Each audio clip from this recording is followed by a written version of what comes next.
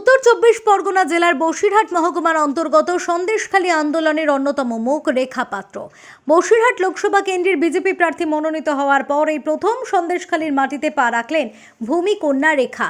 শঙ্খ বাজে, উলু দিয়ে মালা পরিয়ে তাকে স্বাগত জানান এলাকার বাসিন্দারা। পাশাপাশি রেখা পাত্রের সমর্থনে দেওয়াল লিখনও শুরু হয়ে গিয়েছে সন্দেশখালীতে। মঙ্গলবার এলাকার একটি কালী মন্দিরে পুজো দিয়ে প্রচার শুরু করলেন রেখা। সাংবাদিকদের মুখোমুখি হয়ে রেখা বলেন, বসিরহাটের প্রার্থী মনোনীত হয়ে উচ্ছ্বসিত তিনি। এই মানুষ জনগণ সবাই আমার সাথে আছে, আমি তাদের আশীর্বাদে এই অবধি আসতে পেরেছি, এজন্য আমি খুবই খুশি।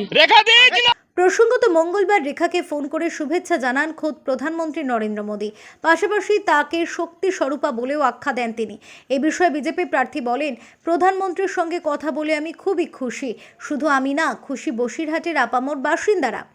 আমি প্রচণ্ড খুশি হয়েছি, কেননা আজকের মাননীয় প্রধানমন্ত্রীজি শ্রী নরেন্দ্র মোদীজি আমাকে যে আশীর্বাদের হাত আমার মাথায় রেখেছিলেন, সেই আশীর্বাদ আজকের ছড়িয়ে পড়েছে পুরো আমার বসিরহাট লোকসভার মা বোনদের মুখে মুখে হাসি ছড়িয়ে পড়েছে, বাবাদের মুখে হাসি ছড়িয়ে পড়েছে।